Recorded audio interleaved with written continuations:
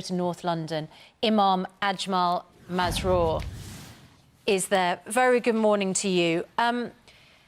So, how do we stop people being radicalised? Good morning.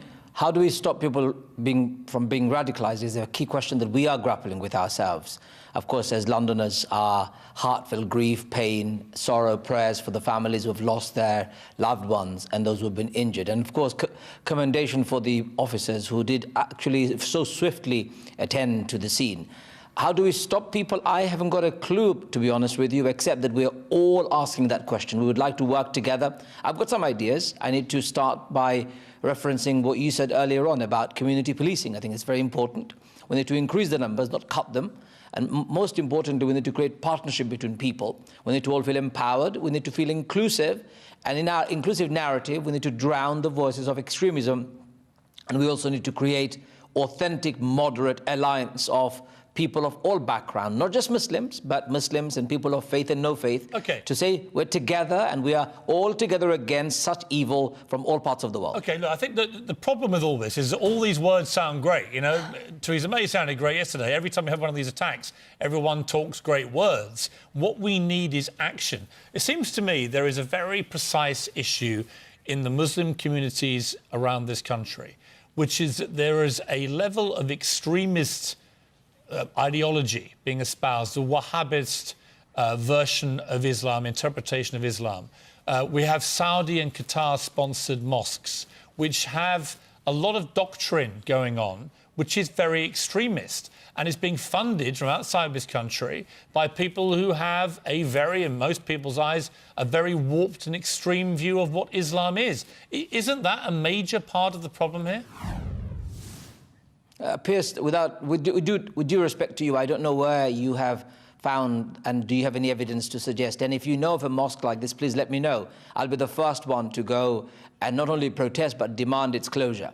I don't know of mosques who do that in this country. We are all together. As an imam, I preach in several mosques across London. All of us preach one single thing, and that is, if you want to be a good Muslim, a true Muslim, you must submit to a peaceful life internally and must do everything possible to establish peace and fairness around you. Anyone who does what we're all together in condemning, they don't become radicalized because of mosques. They're actually radicalized because of the internet and the widespread outside influence that we see that emanate from the webs. OK, let me stop you. OK, that all sounds, again, that sounds great, but we know that a lot of these attackers were regular attendees of mosques. We also know we've had lots of hate preaching in this country, Abu Hamza and others being allowed to spout their vile rhetoric, inflaming extremism. We also know, and I mean, look, I can't just let you get away with saying there's no Wahhabist preaching in this country. There are no Wahhabist mosques, because we know there are. We know they're being funded by the Saudis. We know that this is happening. For you to sit there or stand there and just say blindly it's not happening at all means either you've got your head in the sand or you just don't want to recognise this problem. P.S. I didn't say any of that. I said, if you know of a mosque, please tell me. And if you can tell me, I would be the first one to go and demand its closure and stop. But you haven't said that. I'm saying something simple. I'm saying in this country, Abu Hamza and the nutters like them have been locked up, sent away, and they're rotting in prison, I think 10 years or longer ago. So 10 years on, and thousands of pounds, actually millions of pounds have been spent in protecting our society, in making sure we eradicate and deal with extremism and terrorism, and yet we have failed, it looks like.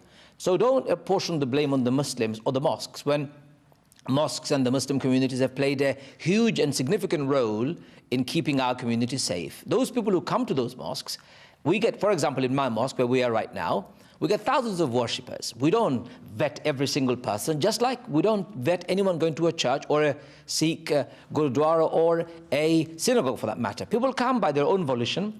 Our imams teach what Quran says very clearly, what the teachings of the Prophet is. And the teaching of Quran is, if you take one life, it is like taking the lives of the entire humanity. If you save one life, it is like saving the lives of the entire humanity. This is our home, P.S. Britain is my home. It would be foolish for anyone to suggest, any Muslim or people of other faiths, to suggest that we could even imagine attacking our own home. And anyone who does that, they're doing it because of their own motivation, and they're being radicalized on the net. You say